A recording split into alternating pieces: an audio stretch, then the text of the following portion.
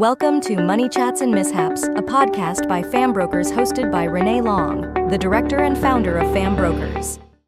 Thank you very much, Alison, for coming in. So Alison Wheeler is a client of mine, as well as somebody that I feel a bit close to as a client. We went through a couple of a tumultuous loan deal, shall we say. We won't go into that. But Alison not only is a healthcare professional, but she's also a wonderful coach and has some great networking incentives, and she supports businesses all around Southeast Queensland. So I'll pass it over to Alison for her little TED Talk to say who she is and what she does, and we'll start with how she would talk to businesses and support businesses. Yeah, thank you, Renae, for having me on. So, yeah, look, my background is as an occupational therapist. So that's kind of my humble beginnings, shall we say, coming into that world. But then, where I started with that and where I ended up, you see, I worked a lot within businesses, going into businesses, looking at how they had, I would be the one getting called in with the difficult claims where injuries had occurred, all that sort of thing. So got a lot into, well, how do we prevent these things from happening? So for me, I've always had that focus of how do you put the ambulance at the top of the cliff instead of the bottom of the cliff. Let's prevent rather than wait until there's a disaster. And that fits with just kind of my ethos for life. So as I've iterated through that career, I also started to work more and more with businesses, also had another business as well, which was very successful, built that up. During the pandemic, that kind of all changed, as a lot of our businesses did, pivoted again. So went back more and more, lent into the business coaching side as well throughout that time, supporting people, again, from that aspect of let's put the ambulance at the top of the cliff. We don't have to wait till there's a disaster to solve something, because I think a lot of business owners, particularly the people I do, are very driven people, very successful, but they don't have someone they're talking to, Renae. They're like, one of my clients said yesterday, you're the only person I tell the truth to. And that's so important. It's like I sometimes say to clients, I know that there's something else. Tell me. I need to know where the body's buried. Because if you don't tell me, I can't help you.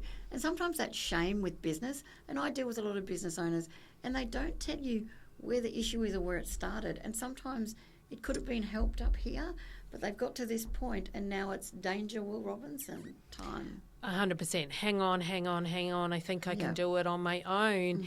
And I think that's a bit of a society thing, right? This viewpoint of... And they don't want shame. They don't want the shame. They don't want that vulnerability of, I'm not coping. When on the outside, right, like everything looks okay on the outside, then they're peddling and they're struggling on the inside. And, they're 2 steps away from a disaster. Exactly. Instead of going, hey, hold on, I need help. And the other thing, too, is often people don't know who to ask for help. Where do I go for help? That's true. Too, as well. And so it can take a while. Going to a business coach, it means that they're failing. Going to a business coach doesn't. I've had business coaches in the past where I think I know how to walk into the room and present to the board and everything, but then I say, I'm a bit stuck on this. Getting the other person's perspective changes everything. It's like that light bulb moment, but the rooms illuminate, and there's more than one room. Without asking that, it doesn't mean that you're failing in your job. 100%, and I always think it's a really great analogy. You cannot see the label on the jar when you're inside the jar. You can't read the label, right? You can't read the label from the outside. So that's the idea of having that coach, that third-party person to help you. Okay, well, what if you looked at it from this viewpoint? Or what if you looked at it from this viewpoint? What would happen then? And just allowing you to adjust, even, and this is the other thing that I think is super common with people too, and particularly business owners. I will often, one of the first questions I ask, well, what do you want? And do you know how many people can't answer that question? It is a huge percentage. Really? I want success. I want more success. I'd like more revenue. I'd like more money. Okay, good. Well, what does that mean? Yeah, what does that mean for them? What does it mean for their business? Exactly. I want to be more successful. Okay, great. But what does that mean for you and your business? That's like I'm going to throw a dart at a dartboard, and just hope. Blindfolded and hope that it hits somewhere. It's like, well, how about you actually have where do you want that dart to hit? because then you can reverse engineer. You can reverse engineer just about anything, right? Yeah. But if you also, If you know where you're going, it's easy to get there. But 100%. if you don't know where you're going and you're starting to drown, then you need that help. Yeah, you can, exactly. And the other part of knowing your goals and reverse engineering as well is you may actually discover in that process that your business is no longer viable. Maybe you actually need to pivot. Like sometimes the best thing for your business is to shut it down and move on. Now, that's not always the case because I think there's so many things someone can do to save it, develop it, etc. But there does come a point sometimes where you just have to go, actually, you know what? The best thing we can do here is to close, move on, or sell, move on. Different periods of people's lives. Yeah. See, it's not, and I think the other side of it to Renae is it's not always just the business goal either. What are their goals? What is the business owner's goals? Because what are you playing the game of business for? Yeah. Right. Because if it's just for business, what's the why? People burn out. Why are you in business? But what's the benefit of that business to others? And sometimes it's that point too. So I'm going to say something that's a little bit of a funny story. So when I was working for a second tier lender, COVID happened. So a broker came to me, I train brokers and that sort of thing, a broker came to me and said, I've got a client that has all this business and he's asset rich, cash poor. He used to make condoms, effectively. But he got together with a boiler maker, an engineer, and an electrical engineer, I think, because he knew them. And they all designed. Within 3 months, he had a glove making factory when COVID first hit. So he needed to pivot, but he didn't have the cash flow. So he wanted to take cash out, and none of the major banks would do it. So we went to the broker went to us, and we said, actually, he's got 5 hospitals that have given him a 3-year contract. So he got a short-term equity release from property so he could do that.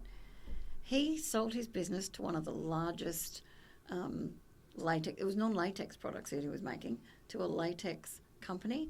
And he started out in a small commercial workshop that created condoms for birth control and safer sex, and then went to gloves. So same, but 5. And that's what he said. The broker actually said, the client said, this is great. I can do same with 5. And I didn't click at first, and I went, oh, okay. But it was hilarious. And that pivot changed his trajectory. He paid everything out. He got this other business. He retired early on the profits.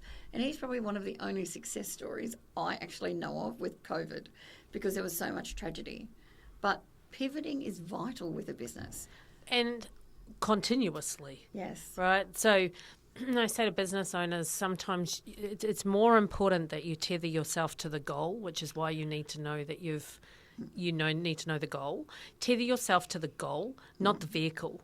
Because otherwise your identity is so caught up in the vehicle that you can't see when you need to pivot. Yeah. But if you have your eye on the goal and why you want that, then you have enough distance on the vehicle and still being able to know who you are. You haven't lost yourself in your business. Yeah. And a lot of business owners lose who they are. They lose themselves. Purpose. They lose their identity in their business and become their business. Well, no, your business is a vehicle to something else. There are so many of my clients that are self-employed and their business is them. The hardest thing for me when I restarted my business is I needed to look at my business. I wanted to do everything myself because that was me, but it's not. It's my business. And changing that mindset can be hard, but it was the best thing I ever did. And I actually relinquished some control and gave it to somebody else to do certain things, which took pressure away from me so I could do the things I was better at. Yes. And that advice is fantastic. That's gold. Yeah, like so many people, particularly self-employed, and even people actually not even self-employed. Self-employed plus still business owners that have large businesses. Yeah. They don't have an organisational chart, right? They don't know the communication lines in the business. They're just a basic thing so they're drowning underneath their business because they're the point of everything. Yeah. So that change, The circle that goes back. exactly. You cannot have that many people trying to talk to you all at the same time. Yeah. It's just too much noise. So if that structuring's not right, then you'll have no breathing space. But again, it's viewing your business as an actual business, not a hobby, not a job. You're actually building a legitimate business, which then requires eventually you scale out of it. Yeah. Right. So, but if you don't build it as a business, it will always just be a job that you put an awful lot of hours into. Yes. And those hours significantly impact somebody's overall health. 100%. 100%. A lot of business owners that I deal with, they put so much energy and effort into their business, which is fantastic. At the end of the day, business takes a heck of a lot of oomph. It takes a lot of energy and effort. But what is the point if you can't enjoy it at the end, or you're not taking yourself along the journey with you, where you don't actually have to sacrifice everything along the way, and especially not your health. Yeah. And so I'm obviously been a health professional as my background, and also a professional athlete just about my whole life. You know, that side of wellness and health is important because how can you as a business owner want to perform at a high level and give, service your clients well, give everything And you never can give to your back. clients, but never actually fill the cup? Or you know, to me, business is no different than high performance sport. Yeah. If you want to perform well, you have to look after the vehicle in which you are, you know, actually going to perform petrol, from. the water. You need to service it. The brakes need to work. The steering wheel needs to work. Oh, wait, and hold on. Everything. You actually need sleep. Get out of town. I know, God forbid you need sleep. Yeah. Weird. And so often, particularly in our society, right, we wear the badge of honour of, I had no sleep. Sorry, it's not a badge of honour. No, it's not. It's not. It screws your body up and it causes major health problems. And I can attest to that. Like I am not good at that. Right? I've learned how to sleep as a superpower and how important sleep is for performance, because I would be the first person to put my hand out, I'll sleep less. I can do more if I sleep less. It's like, well, from my own personal experience in dealing with a heck of a lot of clients as well, you actually don't. How about you just get really smart and ask for that, and you can't. Don't switch off Yeah, you constantly can't go in down, your yeah. business. Business is 24/7. But a lot of the time, it's this unwillingness to ask for help. Yep. And so that impacts on a lot of. So with larger businesses where they have employees, and it can be an SME where there's 9 employees, sometimes the head, and you're right, they don't have the organisational chart and everything filters back, and they're God to everyone. So they don't have that capacity. So in finance, you work with a lot of businesses that don't look at the business financials, which impacts them, it stresses them, they're not looking after themselves, they have a critical incident where they haven't done something, and people say, they've had a breakdown, or they've had a heart attack, or they've had something from the stresses from not looking after yourself. Looking after yourself is vitally important. And I've worked in HR before, I've worked in banking, and I used to run medical teams I worked in a couple of different community services and medical teams where we'd go across and there'd be different people in different areas, and low socioeconomic and otherwise. And the person or the family, it's the same in business. They get that. And financial literacy, overall health and well-being, mental illness and mental health significantly impacts that person. And when they get to that stage, when it falls off completely. And it impacts that business, where some businesses close down because they never ask for the help. Asking for help doesn't mean a weakness. Asking for help means a strength, because you want to continue for that business family. And all of those things that you've talked about, if one person can think, I'm going to phone Alison Wheeler because, she talks the talk and walks the walk. Hence, I've invited you on the website, because the podcast is about supporting others and about learning. So some of the things that you have just said, they're absolute gold. So with that wellness side of it and asking for that help, what would you suggest for somebody running a business that is feeling stressed, that doesn't feel like they can come and ask somebody? What is that critical moment that they should look for? Yeah, look, if And you how think, can they do it? number one, if you think you need help, you probably did 6 months ago. Yes, exactly. But they do it too in all late. reality, so by that stage, they're like, I'm hanging on, and oh my God, I'm out at midnight hanging out my washing, and and you're snapping at your partner because they haven't taken the rubbish out, and like all of those things. You're short with your kids, you name it. It's kick the dog, like all of those, like right. Dog starts to growl at you. That's right. All of those things start to happen. Yeah. And we think, oh, we're just having an off day, or I'm burnt out. You do not have to be burnt out.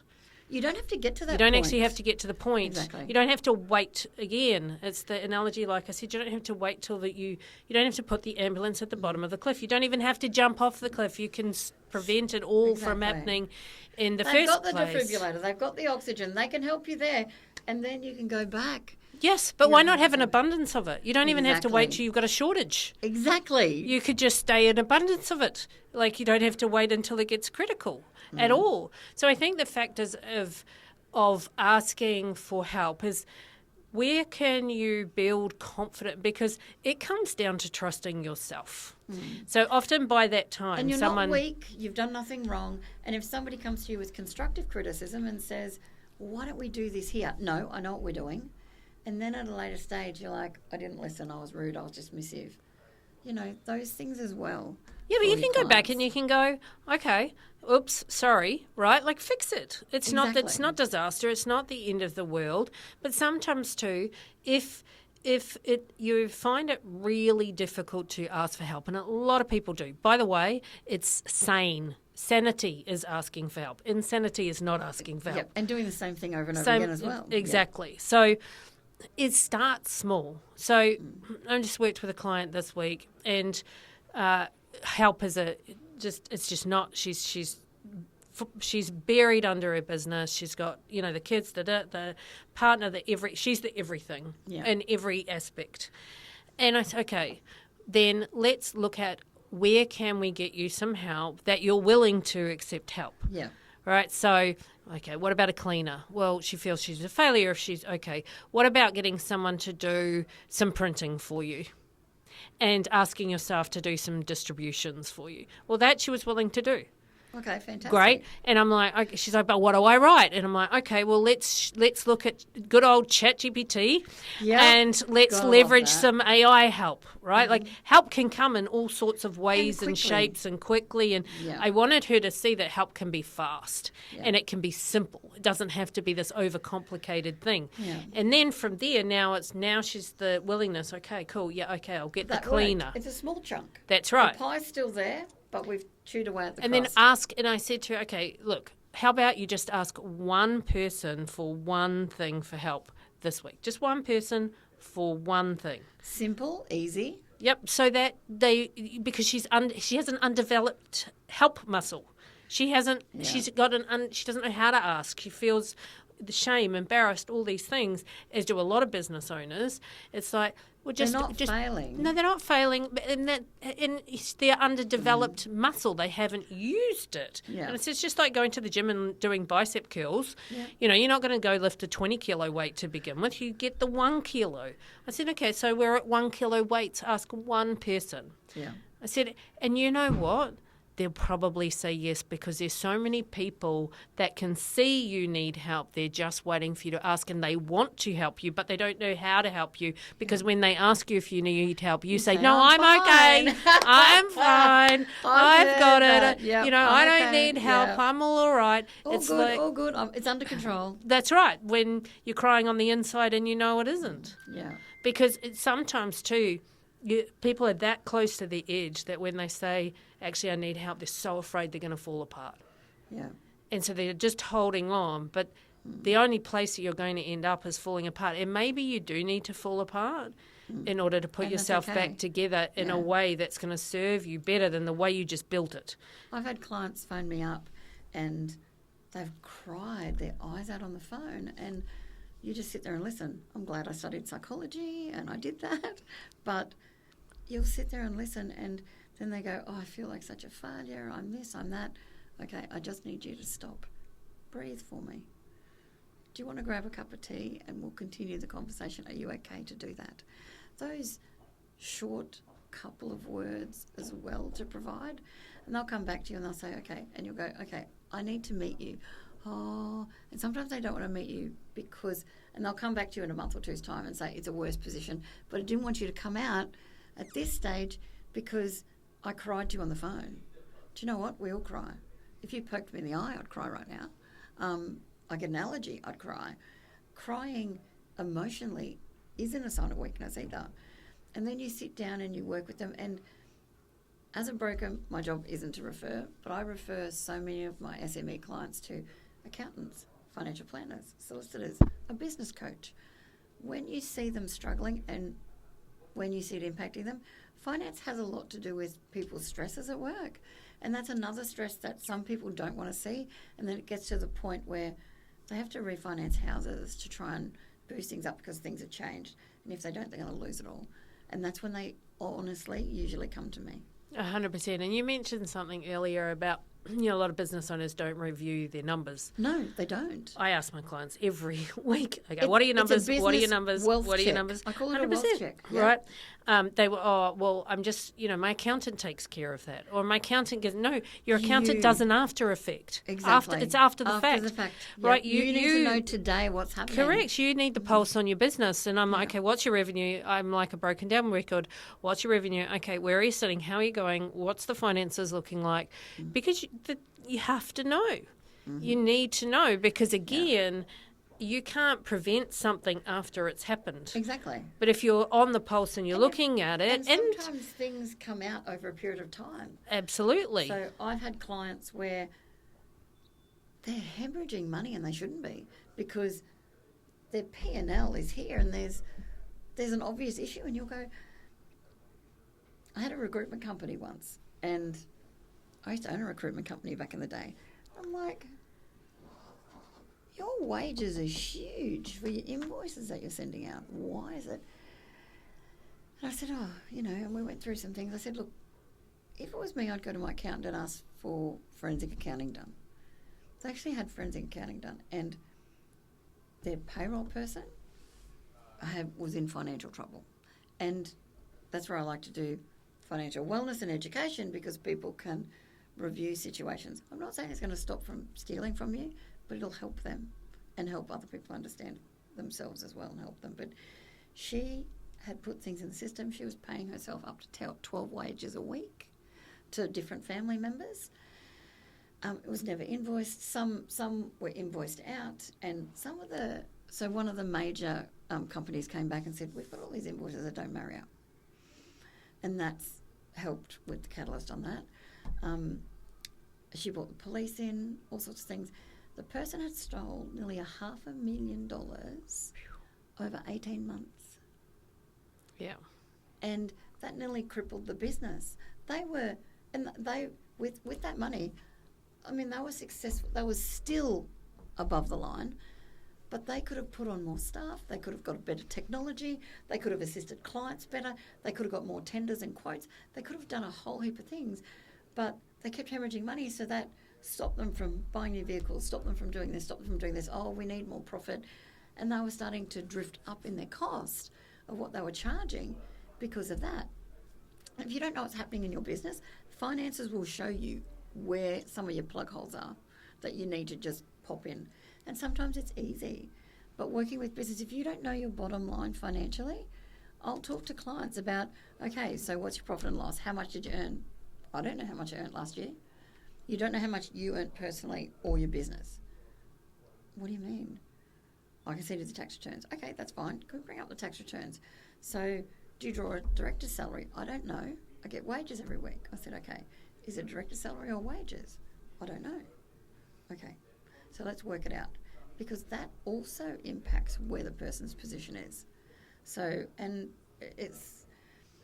there's so many confusing things for clients, but knowing where your bottom line is at all times is essential. 100%. You have to be looking at your numbers weekly, not monthly, not quarterly, weekly.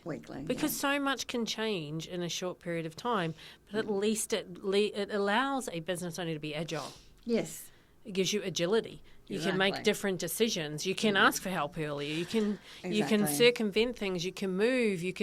And particularly at the moment, in the last 12, 24 months, and probably in the next 12, things are, for a lot of business owners, cost of goods is up, wages are up, everything's up. So if you aren't Super has gone up. Exactly, literally everything's gone up. You must be keeping an eye on it. And also then, are you now price pointed at a position, like I've seen, they haven't changed their prices in 10 years. It's like, well, how can you not making very much profit then? Like, do you need to do an adjustment, or do you need to actually, if adjusting your prices puts you out of the market, then do you need to bring in a new product? Exactly. Pivoting with that new product. Right? Fantastic. So there's so many things that can be done if someone is actually keeping an eye on their business, themselves, again, even their family. We don't... I wish we would all stop waiting for things to become a true problem. Yeah. Right? Or what we consider a problem, where it's achy enough, where it's really, really bad. Oh no, I've got to wait till there's an infection in the cut. It's like, really? Why not just clean it out and put a Band-Aid over it and have it heal in like 2 days instead of 6 weeks. Yeah. Right. And end up with a surgical nurse and all the others, right? Stitches, you name it. Now we've got this whole drama around it. We can do things so much earlier and it does take courage. Oh yeah. Right? 100%. It takes courage, it takes confront, it takes doing hard things, it takes asking difficult questions of yourself. Have someone ask you those difficult questions. And if you are having trouble confronting your finances in your business or confronting any aspect, have someone be there with you while you confront it, so that you can. Even HR issues. A bad employee can cost staff turnover, can create issues, can create companies being sued. And there's services out there that can provide you that one-on-one. There's contractors that can come in just for that. And you know what? That $200, that $1,100, $1,500, $2,500, $5,000 could save you $100,000 in the long run. 100%, and I say hire slowly, fire fast, right? Yes. Because that, and I've just had that with another client as well. Toxic employee, right? Not doing the right thing. It's like it's the whole culture. Is at effect. Your whole business is at mercy of this one person. So that's not okay. It's not okay. Oh, we don't have someone else. I'm like, you are better off without anyone. Them. Exactly. Because the others can't rise. Yeah. And also, what if that is preventing you from finding the right person? Yeah. Because no good person is going to come in and work in that culture with that person there. Hi, Sam. You work at such and such. I've just gone, the job looks like it's mine. I'd love to work there. Tell me about it. Oh, you don't want to work in that section. Exactly. And there's that as well. Word of mouth is huge. People phone people that they know in industries, especially. Toxic people cost.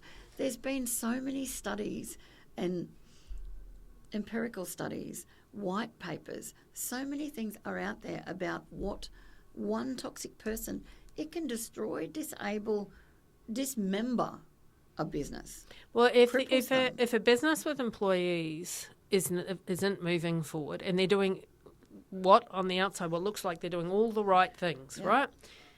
There is someone undermining it. Mm-hmm. So that business owner has to find who that is. Yep. Because they've got to extract that person out of the environment. There is something wrong, and and it will be a person. Because if they're doing all the other things, they're marketing, they're promoting, they're doing all the things, right? Then, and it's still not right, there's a person. Yeah. There is one of those toxic people in that environment. And they may not know who they are. No, often they don't. That other person coming in can see that, because that person will often go to that consultant and say, oh, yeah, they don't do this very well. They need help with this. They need to do that. And they're telling everybody else that they're not doing their job, which they are, and they're doing everything to promote, but they haven't done this, this or this because of these reasons. And it's resulted in wide-ending a workplace. So my mother passed away 2.5 years ago. But she was a lecturer and a PhD, and when she was doing a paper and doing some research when she passed away on workplace sociopaths. Her research frightened the heck out of me, Alison. They had workplace psychopaths and all of these studies, and studies in big business and smaller business. But it frightened you when you read what happened from here to here. And they brought people in, and then they're like, I'm going to write a paper on this. This is going to be a great case study. When the case studies have come out, the impact has not only affected them financially, but reputationally. Reputation is everything to a business as well. It impacted, they lost, some of the companies lost more than 35% of their staff. Mm. Now, it costs more than $100,000 a year to employ one person. It's your cost. So you don't make money off that employee for the first 12 months. It's a cost to your business. When you set up your business, it's a cost. But that employee costs you around $100,000 because there's time, money and effort put into it.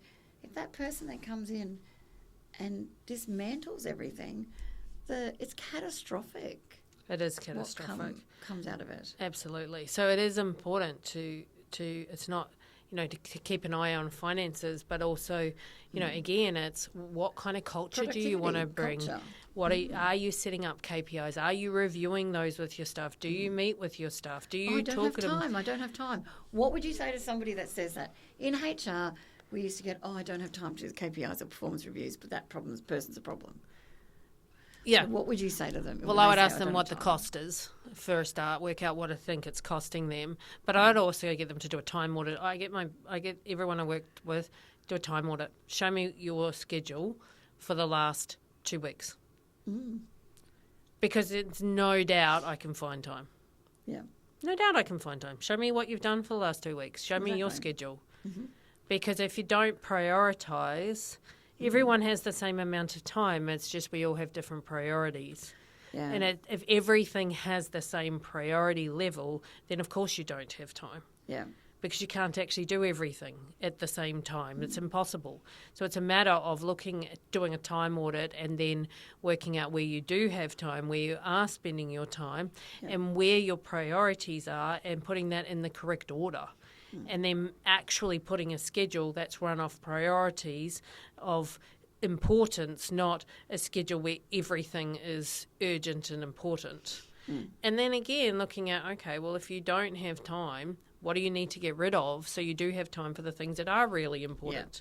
Yeah. Again, so, actually really looking at your time, because often, as we know, we use that as an excuse. I don't have time. That's our first socially acceptable response. I don't have time, don't have money. We can all say those things. But when you really look at it, it's like, well, how are you really spending your time? Mm-hmm. And is there a better way and a more productive way, or are you just busy being busy? And that's right. I hate when everybody says to you, I'm busy. I'm happy to be busy and productive. I hate those days when I hamster wheel it. And that's what I call nothing worse. And it's like I have achieved nothing. I feel like bleh. But the next couple of days, because I've started things, but I can go through my time, and I know I waste time on things. I'll put my hand up and say, but if you review it, so I review it monthly. I'm not perfect. I'm terrible at some things. And I am a procrastinator. So I'll do everything else before I have to do something else for certain things. And it's those things I hate. So I've actually pulled them down a bit. And the best thing I've done in the last 3 months is give some of those tasks I don't like to someone else. They're getting done and I can be more productive here, whereas I didn't have as much time there because I was stuffing around. And I'm happy to say, my biggest mistake and biggest flaw is that. And I'm a control freak. If I do it, I know it's going to be done because I've got the experience and I can do it. But without passing it on, I nearly drowned. Well, you can't grow. Your business can't grow when you keep strangle holding everything, right? It can't. But it did. When I handed it away, I got this balloon. Yeah, and I'm that's like, right. Damn. Yeah, then you're like, great. why didn't I do that ages ago? Why didn't I do that Why have I 6 been months waiting? ago? Exactly. Yeah. But we think, oh, no, it's better if I handle it. It's faster if I handle it myself. Well, really? But it's actually not. It's not. No, it's not, because you're doing things that you hate to do, so it actually takes you way longer. It takes me away from things, and it does. It takes you longer. For the things that you don't want to do, that you don't have to do, passing that on, that was the best thing I've ever done in my life, I think. In my life. I think, though, the thing that you said was you already knew how to do it. So that is one mistake. What some business owners do, I notice, is they try and pass the task off before they have any knowledge of how to do it, which means then when they pass it off to the next person, they have no idea whether that person's doing a good job or not a good job, because they don't have any reality on the job in the first place. Yeah. So I still think, pass off as much as you can, but if you actually have some knowledge of that, of how it needs to be done. And if that person leaves, then that knowledge management of the business is impacted. Yes. So, and the other thing is, I love the analogy of eat the frog. Yeah. Right? Like, so do those things that you're putting off, do them the very first thing. And the reason being is then you have this major win of completing a task. You feel great. Right? It's like, woohoo! And then you actually want to go and do more things and that thing that you're putting off, it's not like you don't think about it the whole entire day. Right? And it's on your mind all the time. It takes you time. It takes you more time. Exactly. 100%. Yes. Oh, wow. No, that's great. Eat the frog. I love it. There's so many analogies that we think of. And, I mean, we're self-employed. Whether it's a large business or a small business, I did a quick jaunt and did Mackay and Gladstone and Hervey Bay and back. And I saw a business and went through and did a business finance health check. I saved him $22,000, or just over $20,000, nearly $22,000, for 1 year of fees and charges he didn't know.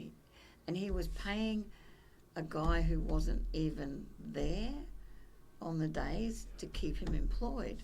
And I said, okay, you need to talk to somebody. But they did and I said, do a staff survey, do anything. And that's out of my remit, but they did a staff survey of what things could you do. And Mackay, a lot of people do FIFO, so it's hard to keep good employees. So he was paying this one particular guy for not working, and he could flex off. But that's where a lot of the hole was. But with the finances, he was going to the same bank over and over and over again, and they were just adding fees and charges and lumping it on top. They weren't giving him different, like they didn't give him a line of credit, or they didn't give him no other solutions. Loan. There was no solutions, no options. So I said, there's 3 lenders that I would go to if I was you. Here's your options. So there was plan A, plan B, plan C, 3 different lenders for each one. This is all going to save you money. You have a look what suits your needs, because some of them have got, different account, and you can actually do the transfer flows yourself. Do you have time for that? Do you need them to do it? Do you have your bookkeeper to do it? Rah, rah, rah. But with the staff, he got a HR lady who flew up from, because he's talked to me since, a lady that flew up from Brisbane, and she put in this workflow initiative. He said the staff are great. He said, I'm getting more staff attendance because they're getting what they want. So he's, and this is silly, but he lets them now, so there's no work between 8 o'clock and 9:15, so everyone can drop their kids to school. That was the biggest thing from the husband and wives. They needed to drop their kids to school and they didn't have the time. And then from 2:30 to 3:30, they drop the kids home and they come back. They work later, they're more productive, their kids are safe. So one of the partners is home with them, they're getting some family time, and they're flexible. The other partner's not worried about getting the kids to school, getting to be late, who's doing this, who's doing that.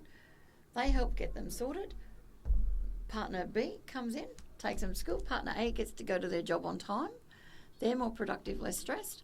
So putting in that initiative, I thought that was great. That's so good. That is so cool. To be able to do that, he goes, it doesn't cost me any extra for insurances or electricity, because we literally downturn. He said, and the ones that don't have kids think it's great because they get more done when nobody's there. Yeah. When there's only 3 people on the floor. Yep. And it was just like, what a brilliant idea. And because they don't pay as much as the mines, they lost so many good staff. But for them, the work-life balance with their kids and getting them to and from school and being safe. So the safety impact for kids was impacting them. So how good's that? I think it's awesome. A great initiative. That's a great initiative. But that comes down to asking those quality questions. And bringing a professional in to help. Being able to then look at your business in a different way. Yeah. I would never have thought it. He didn't think of it. And he's like, half of them are boilermakers and fitters and that. He said, why would they worry about that? Well, they needed that. Yeah. Yeah, that's right. So that's fantastic. Yeah, that's awesome. I love that. I love that idea.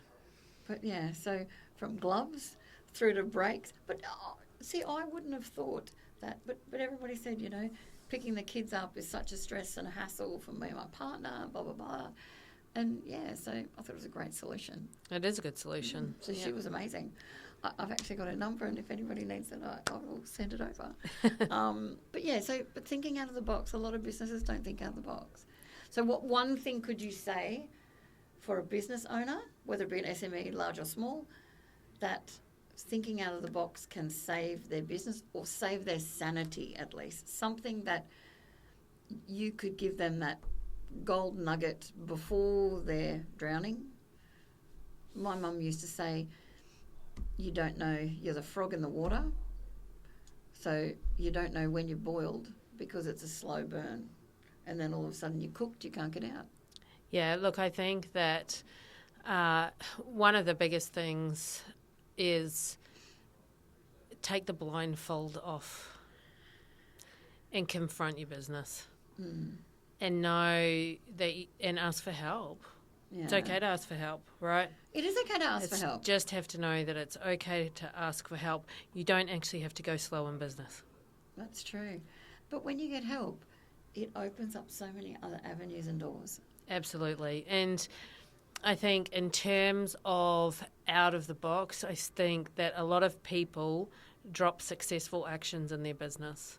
Yeah. So one of the most, it's not very out of the box, but it is very important, is identify the successful actions in your business and repeat those. Yes. Repeat successful actions. Don't have to keep inventing new ones. Work out what works and do more of that before you offshoot and do all sorts of other things. What is working and do more of what is working. But if you're not even looking, if you're looking for everything that's not working all the time and you aren't looking for what's exactly, and you're not actually looking for what's working, you miss what's working. So you may be reinventing and trying to do all these new things, yet right under your nose is the thing that works that you need to multiply. So at some point during your working week or month or whatever, you need to take a stock take on what works and do more of what works. And that would be my tip. That's not really that out of the box. But considering that not many people do it. I don't do it. Yeah. I don't see. I always want to do new things, and this is what I can do, and this is what I can do, and now I'm okay with this, and but I never look at what I'm doing really well, and probably I need to focus on that. So thank you very much. Free tips and advice from Miss Alison.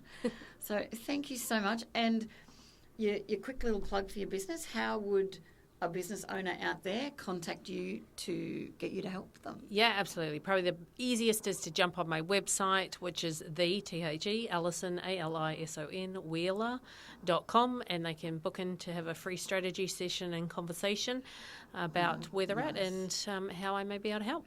Fantastic. Thank you so much for coming. It's been really good and really good gold nuggets along the way. Thank you very much. So for everybody out there that needs somebody, the Alison Wheeler, and may I just say she deserves the "the." She's pretty darn good. So contact her on her website and get that free consultation. Nobody gives anything for free. Please sign her up. She does a fantastic job. Thank you very much. Thanks for having me.